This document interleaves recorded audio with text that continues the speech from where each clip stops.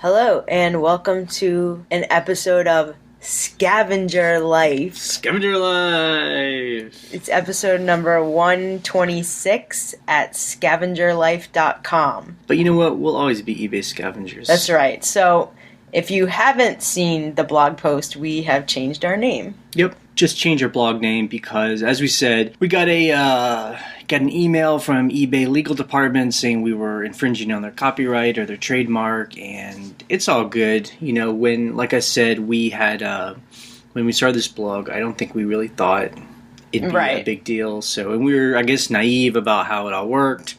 It's confusing too because if you Google, there's still so many blogs and websites that are not affiliated with eBay that have eBay in the name, so it just seems very arbitrary. Yeah. But like anything, we are responsible for our own stuff, and so let's just change it. So yeah, it's not a big deal. We're all about what's cool about our content, it doesn't matter what the name is. Yeah, so. And I think that's also kind of the feeling that corporations have created in this country. Like, we like eBay. It's as long as they work, right, and they remain the biggest kind of like online flea market, we'll stick. It's with them, but really, they don't have any loyalty to us. We don't have any loyalty to them. Yeah. And so, I think that's where we try and get away from a lot of the eBay community stuff because people get really emotional about eBay and they think like eBay is personally like they think someone's in the office like thinking about them, like attacking them, and it's just like it's all numbers. So yeah, exactly. So we're scavengerlife.com now. Yep. And that's that. Okay, so this week we made $1,300 on 25 items. Yeah, so it was a little bit of a slow week. We normally like to make about $2,000 a week, but last week we made more than $2,000. So as we always say, at the end of the month, it always kind of evens out. And we're psyched to be on vacation and to make $1,300. Yeah, that's amazing. I mean, we've been gone for 3 weeks and we've been making steady income. Yeah, this is the last day. We're actually taking a train home today. We're in our hotel room about to go to the train. We're so ready to go home. It's been a long, it's been great. I think for those of us who do this full time and work from home, you can start to get into a kind of funk when you're only doing eBay. So we love taking these long trips, but after a long trip, we're like, ready to go home. I just dream of going home and like taking pictures of shoes. I'm just so ready. Wow. I just love the process, and it's just like it's kind of a meditative process because you're just like going through stuff. There's a process. I can kind of turn my brain off or listen to the radio or just think about something. It's nice to be able to return home to like a kind of zen job in a way. I kind of think of it like that too. And I miss my cats, so. And it's interesting, we have a system to where we have all of our kind of our notebooks with all of our listings and things we can list online. So we could have listed, but we just haven't. We haven't. Actually, it's funny because a lot of times when we travel or do like quote unquote vacation time, we do have downtime, but we really did a lot in this trip. And we did a lot of scavenging in Austin and Boston. New York, not so much. But New York, I mean, we just walked around the city for days. But we've been doing a lot of family time and just kind of enjoying ourselves. But so it's interesting. We haven't done any listing at all. And we've made, I would say, almost $6,000 while we've been gone. That is amazing. Which is awesome. And we've only had 4 people out of almost 90 things. 4 people say that they wanted to get a refund because they needed their item before we came back. But everyone else so far has been cool about it. We have had only 6 people haven't paid us yet because we've taken a lot of offers, and 3 of those people have contacted us and we've arranged, they're going to pay us at some point. 3 people we haven't heard from. That happens. I think when we do these big trips, that there's always at least a couple people who buy, we never hear from them, and they don't ever pay. But that's no different than when we're at home anyway. So. Yeah, I mean, that percentage is normal.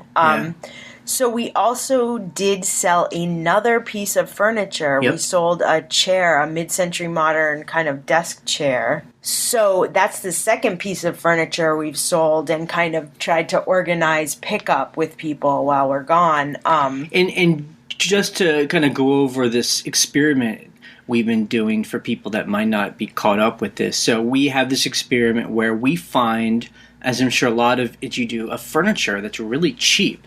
Because a lot of people pass furniture over because it's hard to ship, hard to store, all those things. But, we've been finding in the past 12 months really good deals on furniture. Like this chair we got as part of a desk that we bought for a U, We bought this crazy mid-century teak desk for me that's huge. It's like a Danish modern. It's got a name on it. We bought it for $300. It came with the chair, and now we're selling the chair for $300. Right, so the chair pays for the desk, and now we're thinking about selling the desk because we didn't really know how nice it was. It actually could sell for almost $3,000. Yeah, I'd be amazed if it sold for I don't need much. a desk that's worth that much, honestly. So, and the exciting thing about this part of the experiment was this is the first time, because we do a local pickup on furniture, but we also say that they can arrange a pickup. So this is the first time that someone has organized a pickup through uship.com.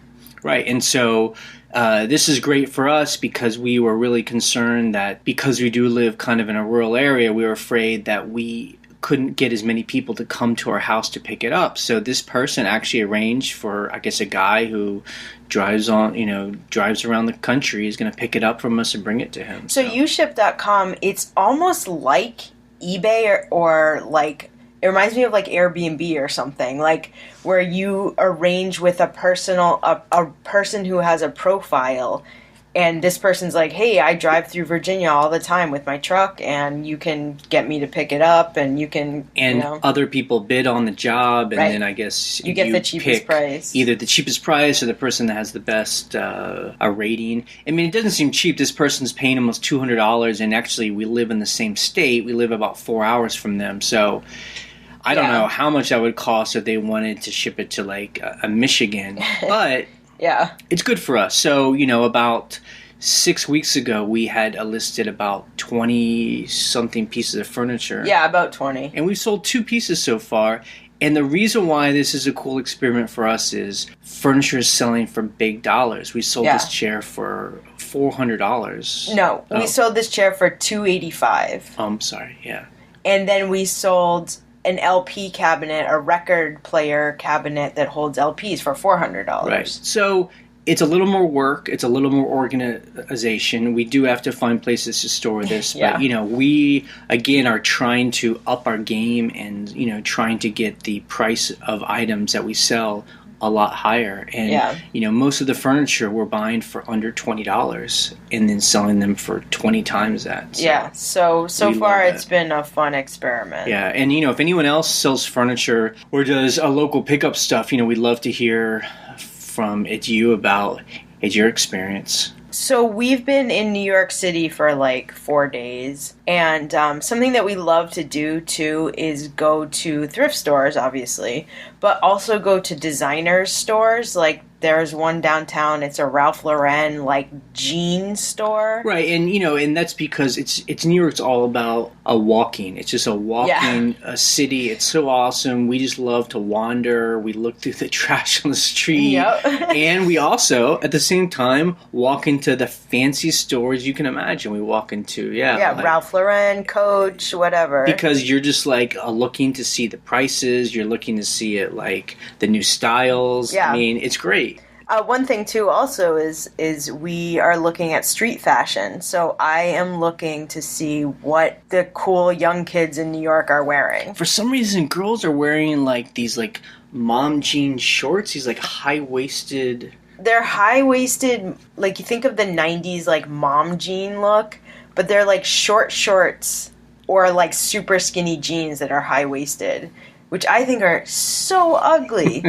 But they make them look cool, So if you're finding high-waisted like jeans or shorts, you should get them at the thrift stores and sell them. Seriously, yeah. Yeah, so the thing was, we walked into this Ralph Lauren store, but it was kind of like, in quotes, the casual store with like ripped jeans and like camo jackets. I mean, Ralph Lauren camo jackets, high end.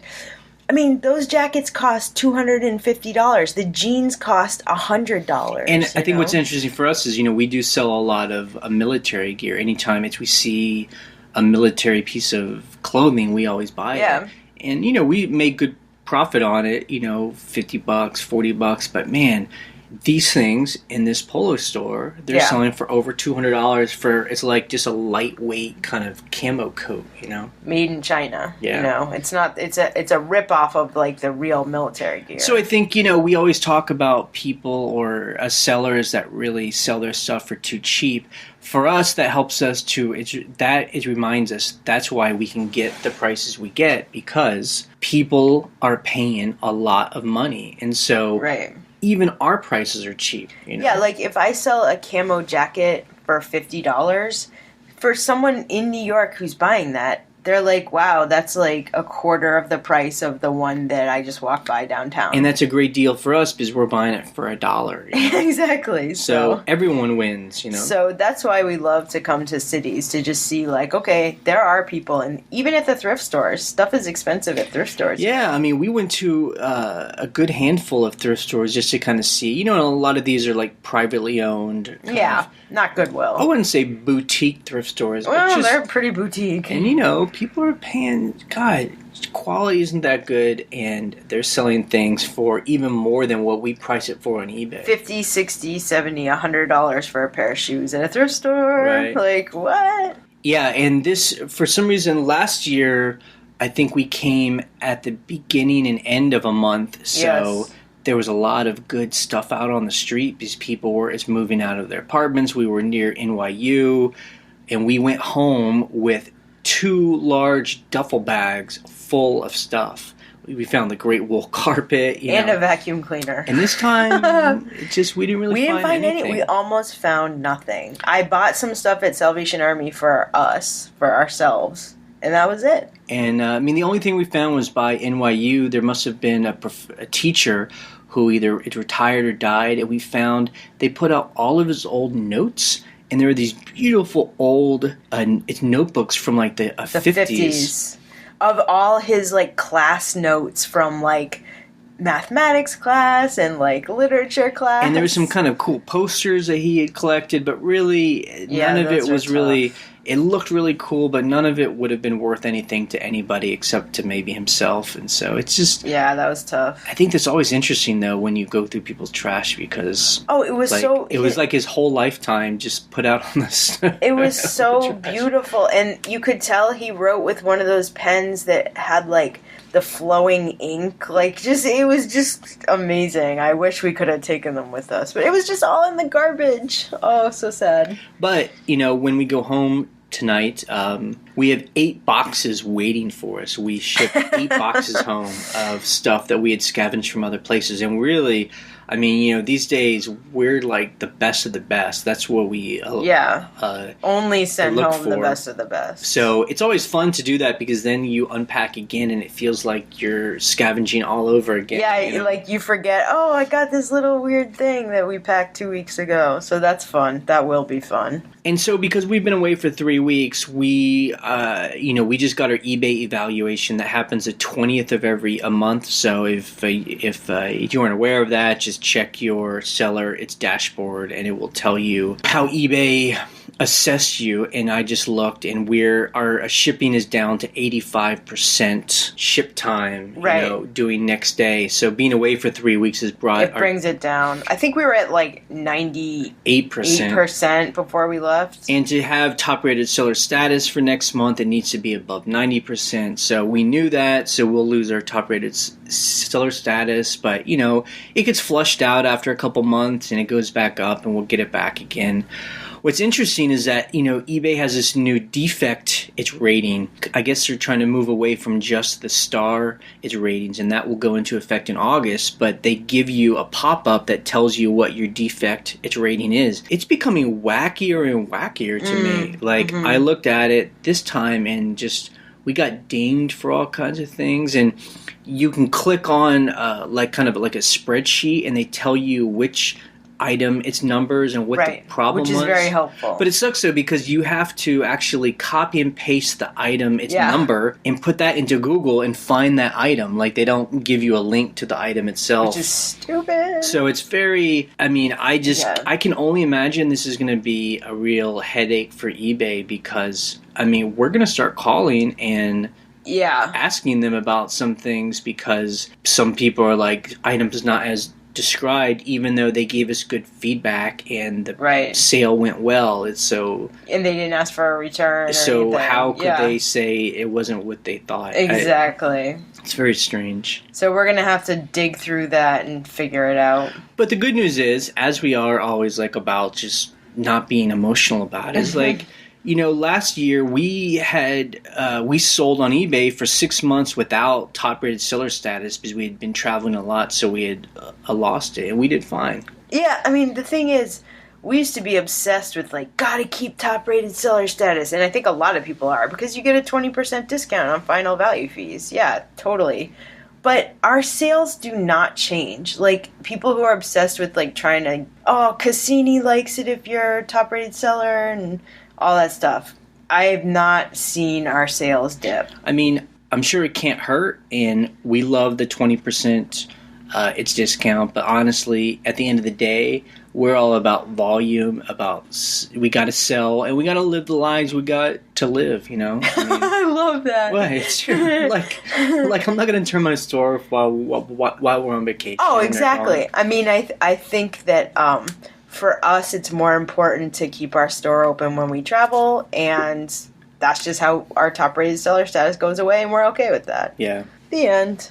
You know, it's interesting, on this whole trip, we've been hanging out with a lot of friends and family. Yeah. And I've been enjoying getting into conversations about money. And making money and paying bills and how other people do it. Survive. And it's really interesting because I find like before we started doing eBay, you know, you just kind of like picked up a paycheck. Right. And you don't really talk about money as much just because you get paid and that's it. But since we've been running our own business and making our own money, it's kind of more exciting to talk about because it's more of like a little game, and it's fun talking to like our friends and family about it. It's really interesting. I think also like in general, especially in America, like that is taboo subject. Like, tell me about your finances. Yeah, it's almost like asking people about their sex lives. It's very intimate, very personal. But I find, I don't know, I've been able to it's broach the subject in a way where people seem open to talking about it, and it starts to become kind of fun and to kind of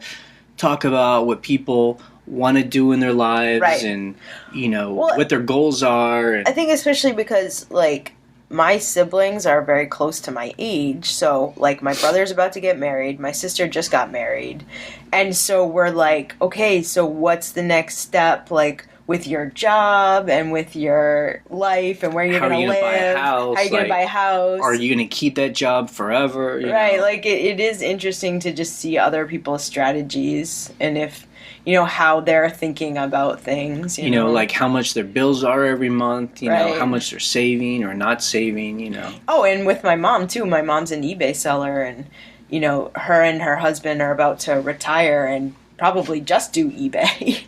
So it's interesting to hear what everyone's doing. But yeah, sometimes people are weird about talking about it, but everybody seemed pretty cool about it. And plus I just think it makes it really interesting. It makes it's just so much better than just talking about the latest TV show. Let's talk about money. Let's talk about survival here. Real survival in America.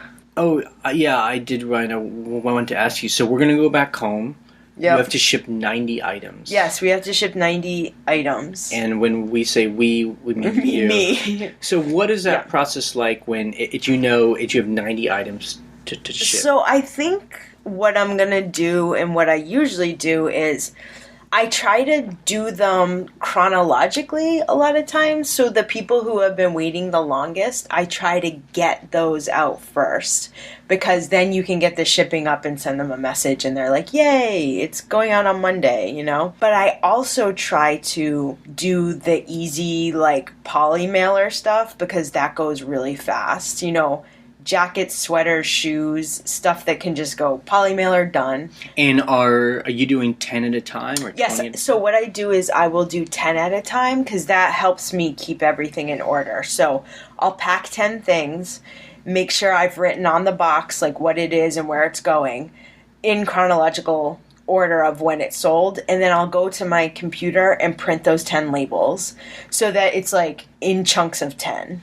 So that's pretty much. There are some things that will be weird and harder to pack, like a mixer, like a big, stainless steel mixer thing. So that might wait a minute, but. So how long does it take you to pack like 10 poly mailer items? Oh, 10 poly mailer items would take like, with the, mental organization, making sure you have the invoice and getting them to the right place. I don't know, like an hour? 10 minutes, 15 minutes. And that includes it's print the labels out? Yeah, I mean, wow. A poly mailer stuff is super easy, but you just have to stay organized and be like, this is going to St. Louis. This is these pair of shoes. Don't accidentally send it somewhere else.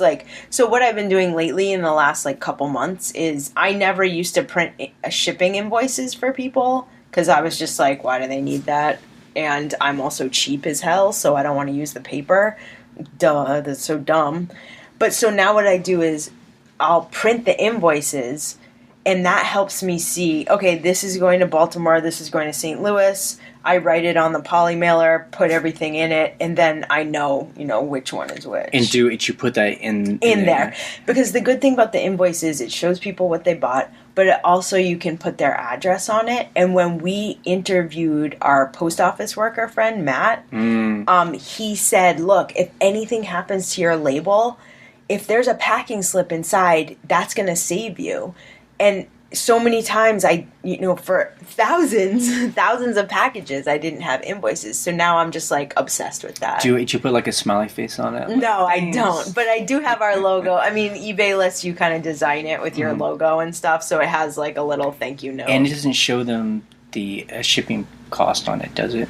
It shows them what they paid for shipping. Okay, yeah, gotcha. So it doesn't show what the discount you get on eBay. It's they're I paid $6. It says $6. Now, we've never broached this topic. I think I said that twice. Broached. It's kind of a good It's like word. a vintage brooch that you put on your I don't know jacket. if that's the right word. But, you've always done the shipping it yourself. Yeah. In this circumstance where you have 90 items, is there any way that I could be a part of the process to help? Or you just like me to be out of the way? You know what helps is having you help me pull merchandise. Right. I help pull merchandise, and then I help carry it upstairs. To our front porch. Yeah, and carry it afterwards over to the front porch where she'll pick up.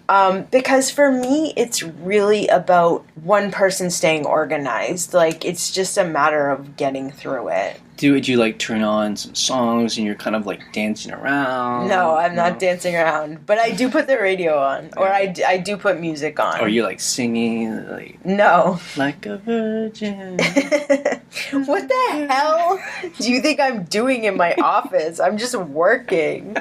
You see me? I'm just packing stuff and ridiculous. I'm being silly.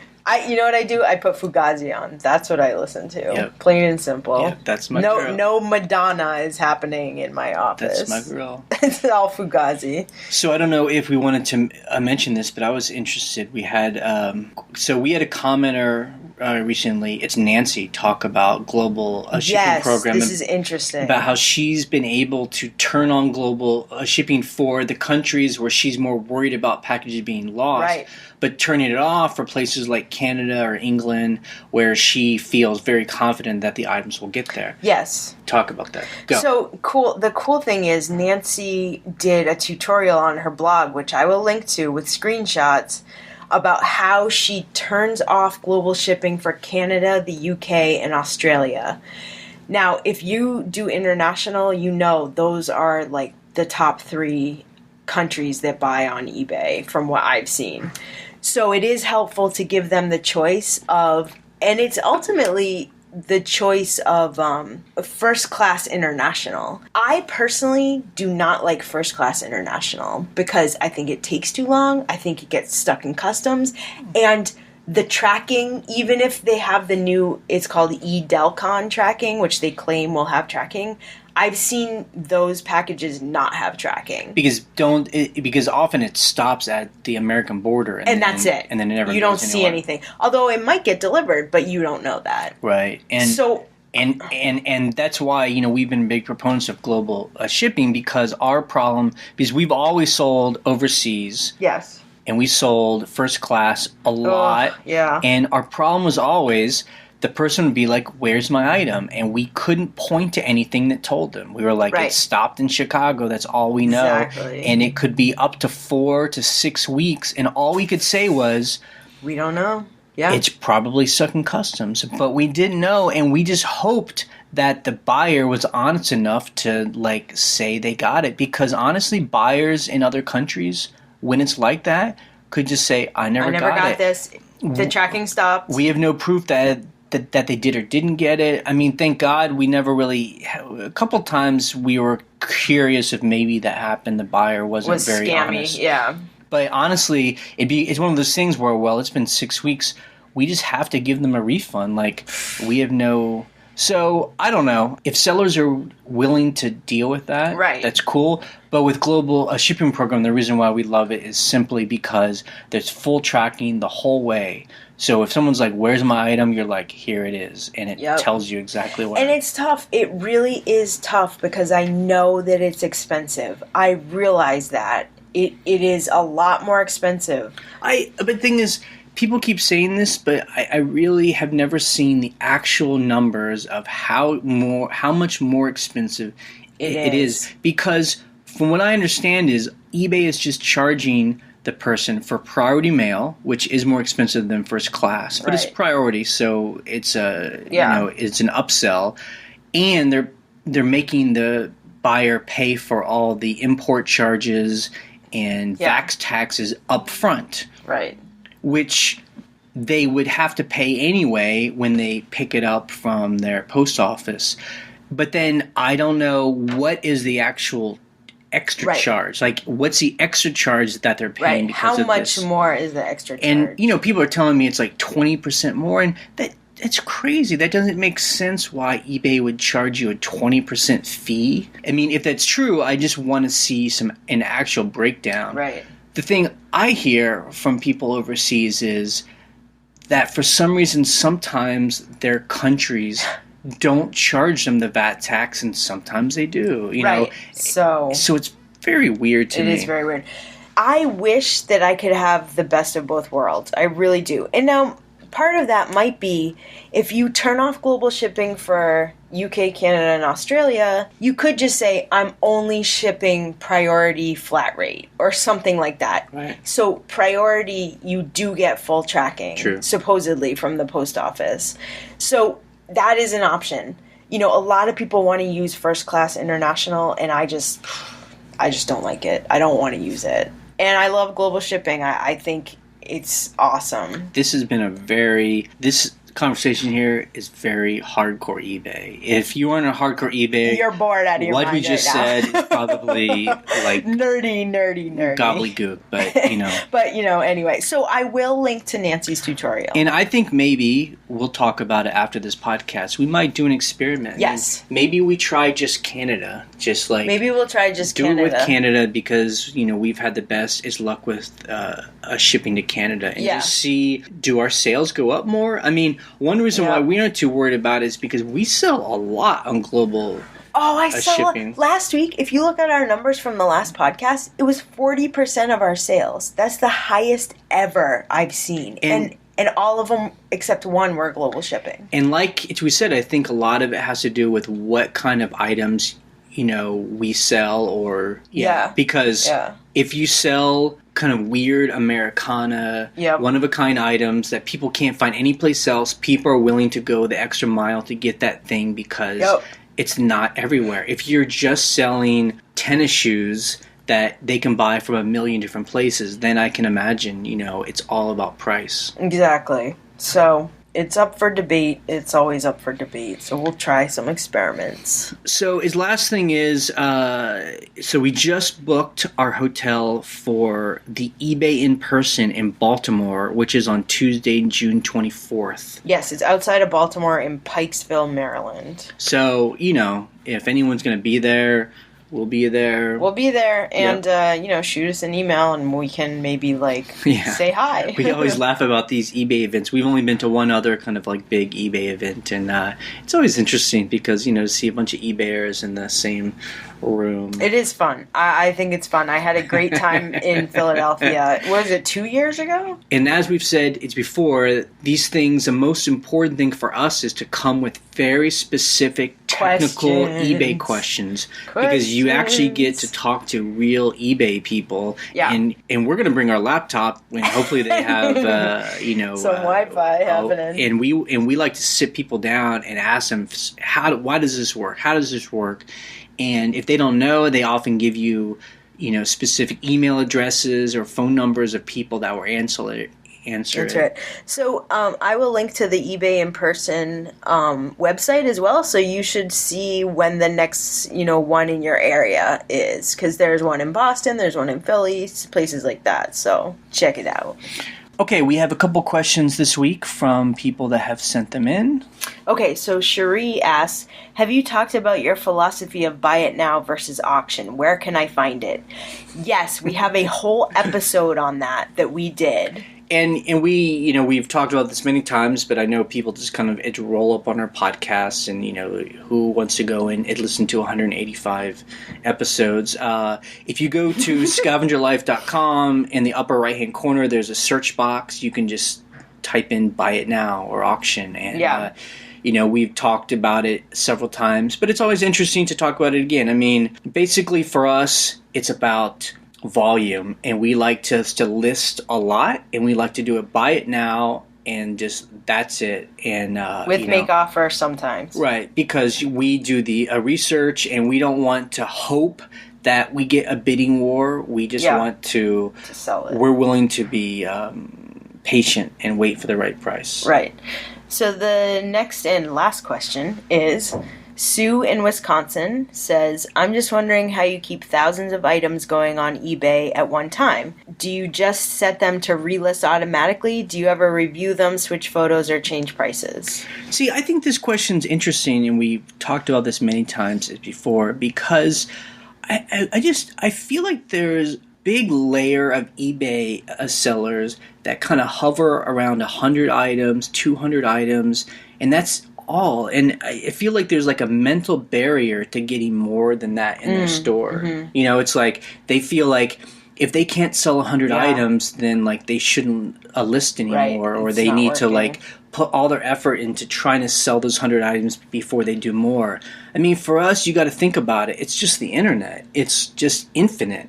Right. And so our store should be infinite. we think should be infinite. I mean, really. Well, no, I mean, yeah. So let me just say this. We have 3,400 items in our store. They relist automatically. I don't touch them. Good till canceled. Good till canceled.